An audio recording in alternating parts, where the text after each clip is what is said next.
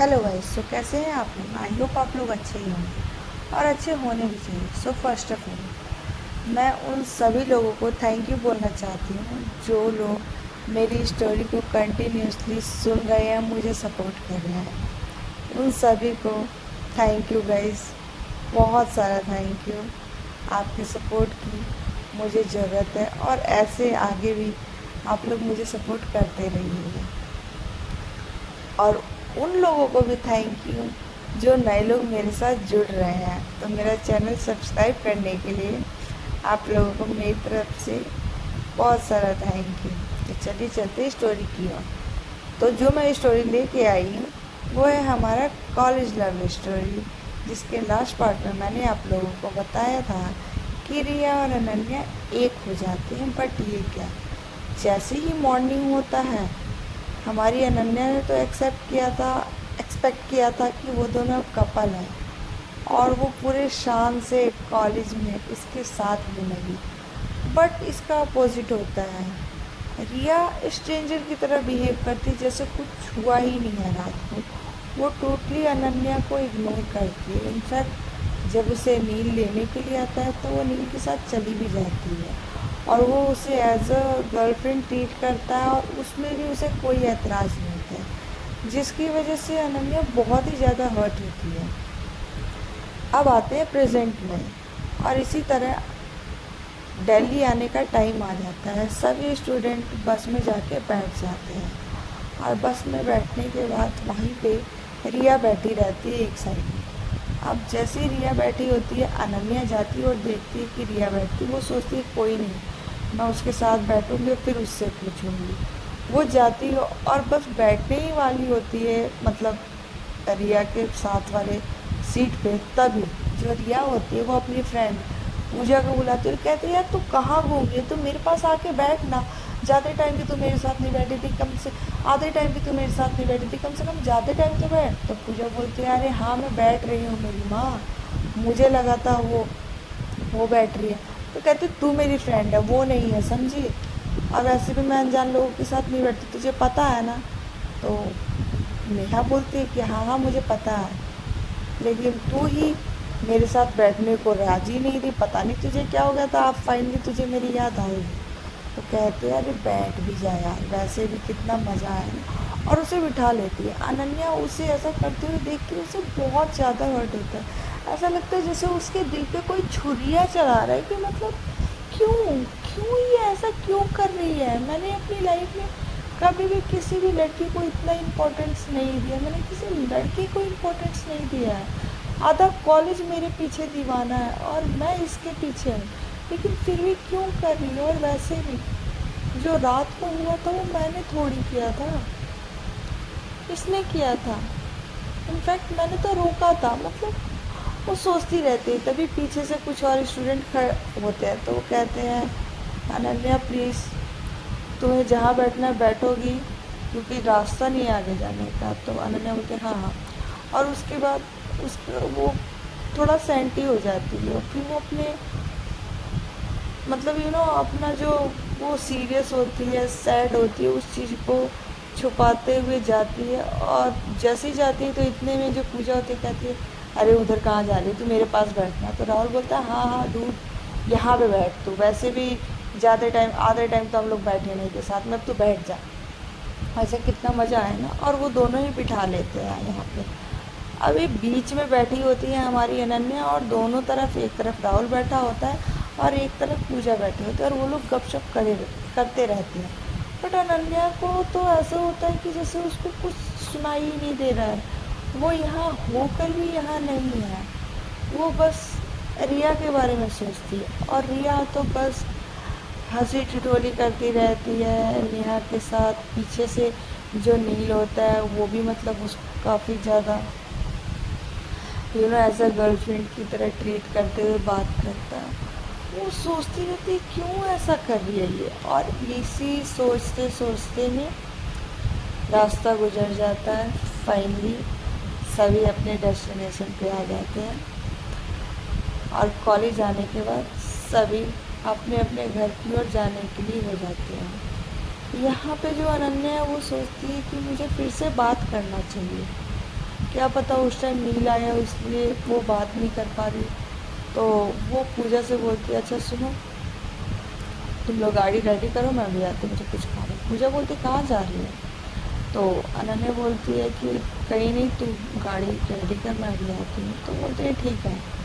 अनन्या भागते हुए जाती है, बोलती है हे रिया सुनो, मुझे तुमसे कुछ बात करनी है। अब रिया जैसे ही अनन्या की आवाज़ सुनती है तो वो उसे फिर से इग्नोर करते हुए कहती है नील तुम कहाँ हो? अब हम कपल है ना, और तुम मुझे ऐसे कैसे अकेले छोड़ दे सकते हो? और वो फिर से जाती है और वो नील का हाथ पकड़ लेती है अपने दोनों हाथों से। ऐसा करते हुए जब देखती है अनन्या तो उसे फिर से हर्ट होता है कि क्यों ऐसा कर रही है, आगे क्यों, वाई। और फिर वो लोग वापस अपने अपने घर की ओर चले जाते हैं। हमें नहीं पता रिया ऐसा क्यों कर रही है। यहाँ अनन्या घर पे आने के बाद बहुत ज़्यादा सैड होती है। उस रात के मोमेंट को वो याद करती है, उसे बहुत अच्छा लगता है। वो वॉशरूम में जाती है, फ्रेश होती है और अपनी बॉडी पे वो मार्क देखती है जो उसकी रिया ने दिया होता है, उसे प्यार करते हैं।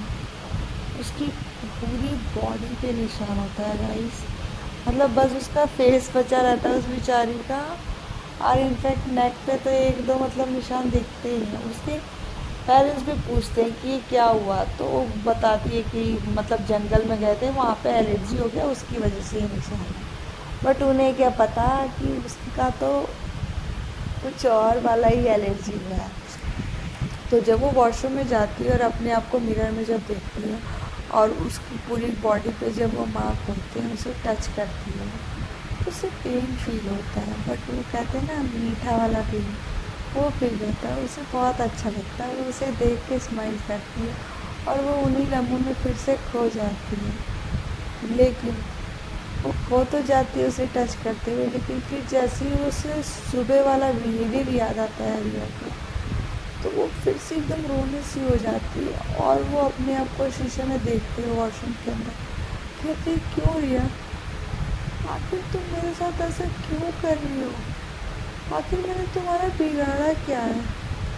ये सब मेरी मर्जी से तो नहीं हुआ, ये तुम ही चाहती थी ना। वैसे भी मैंने तो रोका था बट तुम ही नहीं मानी, क्यों? क्यों रिया क्यों? और वो इस ऐसे बोल के वो बहुत तेज़ तेज़ से रोने लग जाती है। जो नल होता है पानी वाला वो ओपन कर देती है ताकि उसके रोने की आवाज़ बाहर ना जाए। बहुत रोती है और उसके बाद जब वो थोड़ा हल्का फील करती है उसके बाद वो रूम में आती है और वो रोते रोते ही सो जाती है। उसके पेरेंट्स भी आते हैं, कहते हैं बेटा चलो डिनर कर लो।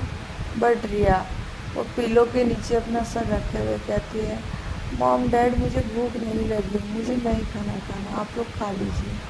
और वो लोग भी फिर जब देखते हैं कि अनन्या नहीं आ रही तो फिर वो चले जाते हैं, सोचते वो थकी होगी। उधर जो रिया होती है, रिया अपने घर पे आती है। उसकी मम्मी बोलती है बेटा कैसा रहा ट्रिप? रिया बोलती है बहुत अच्छा रहा मॉम, बहुत मज़ा आया मुझे। उसके बाद वो बोलती है मॉम एक्चुअली मुझे फ्रेश होना है तो मैं अपने रूम में जा रही हूँ। रिया की मॉम कहती है ठीक है बेटा मैं खाना रेडी करती हूँ, तुम जल्दी से फ्रेश होके आ जाओ। रिया बोलती है मॉम एक्चुअली मुझे भूख नहीं लगी है, मैं रास्ते में खा के आई थी तो मुझे रेस्ट चाहिए, मैं काफ़ी ज़्यादा थक गई हूँ। रिया की मॉम बोलती है ओके बेटा तुम रेस्ट कर लो फ्रेश होके। रिया वॉशरूम में जाती है, बाथ लेती है। बाथ लेते टाइम रिया को वैसे तो अनन्या ने कुछ किया नहीं था, लेकिन हाँ उसे किस की थी वो। और जब रिया नहाते टाइम अपने लिप पे हाथ रखती है उसे हल्का पेन फील होता है, क्योंकि प्यार में होता है ना गाइस कि थोड़ा दोनों थोड़ा सा हो जाते हैं।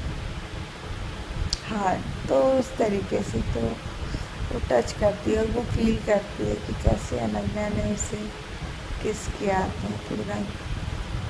और अनन्या उसे रोक रही थी और वो खुद भी उसे प्यार करने से खुद को नहीं रोक पा रही थी। वो जहाँ पे उसके मतलब हार्ट के पास अनन्या ने उसे लव बाइट दिया था, वो उसे याद करती है, स्माइल करती है, और उसके बाद वो वॉशरूम में ही बैठ जाती है नीचे, और वैसे दोनों पैर अपने सिमट जाती है अपने आप में, और फिर वो रोती है और कहती है, सॉरी अनन्या, आई नो मुझसे बहुत बड़ी गलती हुई है, मुझे तुम्हारे साथ वो सब नहीं करना चाहिए था, बट मैं क्या करूं, वो हो गया, मैं खुद को नहीं रोक पाई।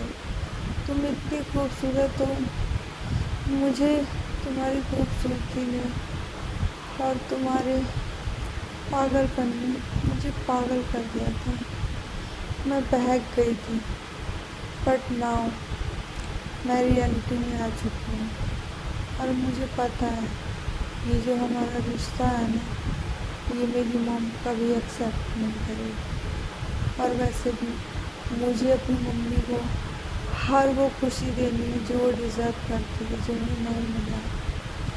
हो सके तो मुझे माफ़ कर देना जो मैंने तुम्हारे साथ किया है, प्लीज़। और वो खुद से ही बोलते हुए मतलब वो बात लेती है, काफ़ी देर तक सिमट के रोती है, उसके बाद वो बेड पे आती है, सो जाती है।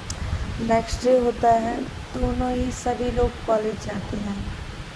यहाँ पे अनन्या को पता चल जाता है कि रिया उसे इग्नोर कर रही है, शायद उस वजह से, इसलिए अब अनन्या भी रिया को फोर्स नहीं करती है, और वो बाहर जाती है और कॉलेज कैंटीन में ही बैठी रहती है। यहाँ रिया भी लेक्चर लेती है, बट उसकी निगाहें किसी और को ही ढूंढ रही होती है।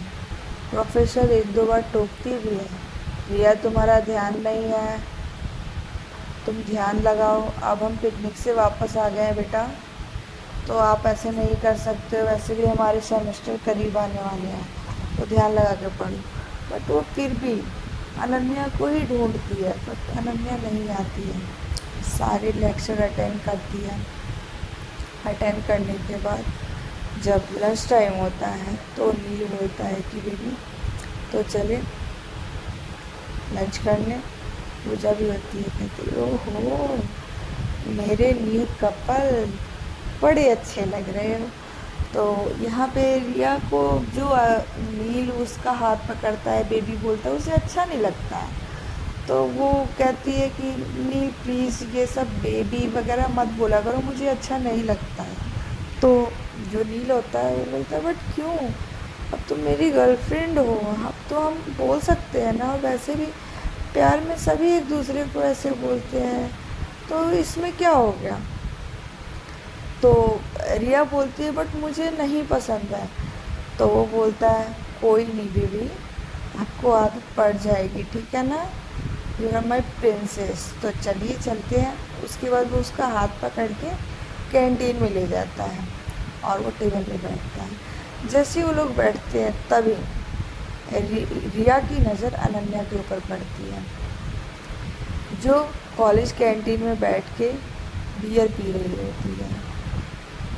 और जैसे ही ये रिया देखती है तो उसे बहुत बुरा लगता है, कि मतलब, और वो सैड होती है, पूरी रात रोने के कारण उसकी आंखें सूजी होती हैं। रिया उसे देखते समझ जाती है कि उसकी जो हालत है उसके पीछे रिया का ही हाथ है, बट वो कुछ नहीं कहती है, और वो बस नील के साथ बैठ के जो लंच होता है वो खाने लगती है। अब जैसे ही यहाँ पे अनन्या रिया को देखती है नील के साथ बाहें में बाहें डाले हुए, वो वहाँ पे खड़ी होती है, बॉटल वहीं पे पटक के रखती है और फिर वो चली जाती है। राहुल और पूजा उसको चिल्लाते रह जाते हैं, बट वो सुनती ही नहीं है। नील बोलता है कितनी अकड़ू है ये, और इसकी बेशर्मी तो देखो, मतलब इसके पापा ट्रस्टी है, तो इसका मतलब क्या है कि ये कॉलेज में बियर पिएगी। पता नहीं किस बात का घमंड है, जब देखो तब अकड़ में रहती है। तो यहाँ पे रिया है, वो बोलती है तुम्हें उससे क्या मतलब है, वो तुमसे कुछ थोड़ी बोल रही है, फालतू में तुम तो उसके पीछे ही पड़े रहते हो। तो नील बोलता है आज तुम्हें क्या हुआ है रिया, तुम उसकी साइड क्यों ले रही हो इतना, तुम ही हो ना जो उसके अगेंस्ट रहती थी, और आज। तो रिया बोलती है मैं किसी की साइड नहीं ले रही, लेकिन जब वो तुमसे कुछ बोल नहीं रही तुम उसके बारे में कुछ भी नहीं सोच सकते हो। तो इतने में नील बोलता है ओके ठीक है। तो इतने में पूजा बोलती है नील से, डूड तूने देखा उसकी आंखें सूजी हुई थी, मुझे तो लग रहा है कि कुछ तगड़ा पार्टी कर रही थी किसी लड़के के साथ। अब जैसे ही ये बात सुनती है रिया, वो मुट्ठी ऐसे गुस्से में भींच लेती है और ऐसे टेबल पे हाथ पटक कर बोलती है, पूजा तू ऐसे कैसे बोल सकती है किसी के बारे में? तू देखने गई थी कि वो कल रात किसके साथ थी किसके साथ नहीं थी? जब किसी के बारे में ना पता हो ना तो ऐसे किसी भी के भी बारे में ओपिनियन नहीं बनानी चाहिए। मुझे तुझसे तो ये उम्मीद नहीं थी। तो पूजा जैसे ही रिया को ऐसे सब बोलते हुए एक सांस में सुनती है, वो शॉक हो जाती, कहती है बट मैं तो बस, तो कहती है मैं तो क्या, और वो हाथ पटक के फिर चली जाती है। पूजा नहीं बोलेगी अब इसे क्या हुआ, बोल रही हूँ मैं अनन्या को, बुरा लग रहा है ये इसे, आखिर ये चल क्या रहा है? नील बोलता है ये तो मुझे भी नहीं समझ में आ रहा कि आखिर ये क्या चल रहा है।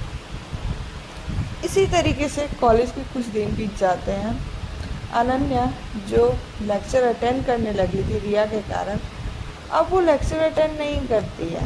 वो हाँ पहले की तरह ही हो जाती है, लेकिन वो पहले से भी ज़्यादा बुरी हो जाती है, बहुत ज़्यादा गुस्सा हो जाती है, बहुत बच्चों की रैगिंग करती है, मतलब बहुत ज़्यादा तहलका। प्रिंसिपल उसका कंप्लेन भी नहीं कर सकते थे क्योंकि उसके फादर ही ट्रस्टी थे। तो ये बहुत बुरा मतलब हो जाता है। नील तो बस जब मौका मिलता था तो वो उसकी बुराई करता था, और रिया तो उसको, वो तो तरस गई थी अनन्या को देखने के लिए, उसे दर्द होता है। और एक दिन वो जा रही होती है, मतलब कॉलेज में ही पार्क की साइड से जैसे ही जाती है तो वो देखती है कि यहाँ पे अनन्या हाथ में बॉटल लिए हुए, वो हमेशा नशे में ही डूबी रहती थी। उसके फ्रेंड्स भी परेशान हो गए थे उसे सोच सोच के कि मतलब आखिर इसको हुआ क्या है। और ये वो देखती है कि जो अनन्या है वो जूनियर्स की रैगिंग कर रही होती है, जिसमें एक लड़की सूट सलवार पहनी होती है, और उससे अनन्या बोलती है तो क्या नाम है तुम्हारा? तो वो लड़की बोलती है कि मेरा नाम, वो डरते हुए बोलती है, सीधी सादी सी लड़की होती है, फ्रेशर होती है, तो कहती है मेरा नाम रिया है। अब जैसे ही वो सुनती है कि इसका नाम रिया है, वो मुट्ठी भींच लेती है। तो कहती है, वो जाती है उसके पास और उसके गोल गोल घूमने लग जाती है। तो कहती है सो रिया, क्या आता है तुम्हें? तो वो लड़की बोलती है कि मुझे कुछ नहीं आता, मैं तो बस यहाँ पढ़ने आई। तो कहती है तो कोई नहीं, हम तुम्हें सिखा देंगे। और जो अनन्या की रिया होती है वो दूर से ये सब देख रही होती है। कहती है चलो तो अब डांस करके दिखा। वो कहती है बट मुझे डांस नहीं आता है।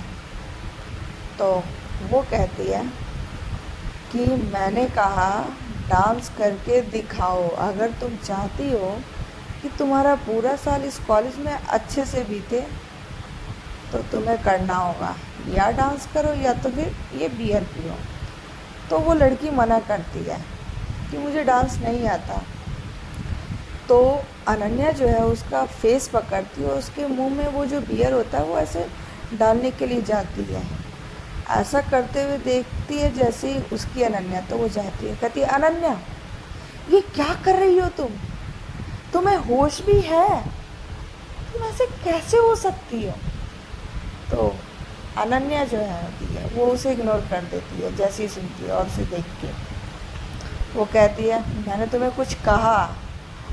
तो वो लड़की बोलती है कि मैं नहीं कर सकती। तो फिर से यहाँ पे आती है रिया, और इस बार वो अनन्या कैसे हाथ पकड़ती है, कहती है रिया उसे छोड़ो, तुम क्यों उसे परेशान कर रही हो?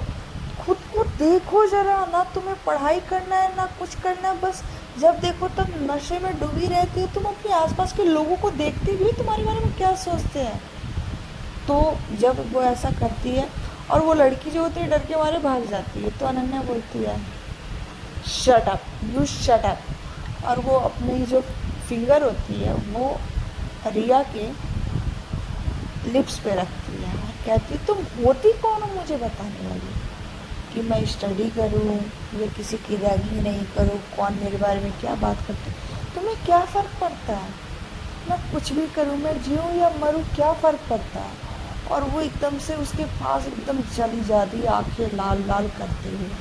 उसके ऐसे चिल्लाने से जो रिया होती है वो भी एकदम से सहम सी जाती है, डर सी जाती है। अनन्या एकदम उसके करीब चली जाती है और उसे दीवार से चिपका देती है और उसके पास जाकर कहती है, तुमने तो मुझे छोड़ दिया ना, तो डजंट मैटर मैं कुछ भी करूँ, वो सब कुछ तुमने किया था मेरे साथ, मैंने नहीं, बट सजा मुझे मिल रही है, क्यों। रिया कुछ नहीं बोलती है, वो बस उससे मुंह मोड़ लेती है। तो अनन्या बोलती है, जस्ट लाइक तुमने उस दिन भी मुंह मोड़ा था और अभी भी तुम मुंह मोड़ लेती हो। इतने में जो नील होता है वो रिया को ढूंढते हुए रहता है। तो वो जैसे ही देखता है कि रिया अनन्या के पास खड़ी है और अनन्या उसको कुछ मतलब फोर्स कर रही है, उसको कुछ बोल रही है, तो नील बोलता है कि अनन्या तुम मेरी रिया के साथ क्या कर रही हो, मैं तुम्हारी ये बदतमीजी नहीं सहूँगा, ट्रस्टी की बेटी हो तो क्या कुछ भी करोगी। तो वो नील जो होता है एकदम अनन्या के पास आके खड़ा हो जाता है और रिया का हाथ पकड़ के अपने पीठ के पीछे कर लेता है।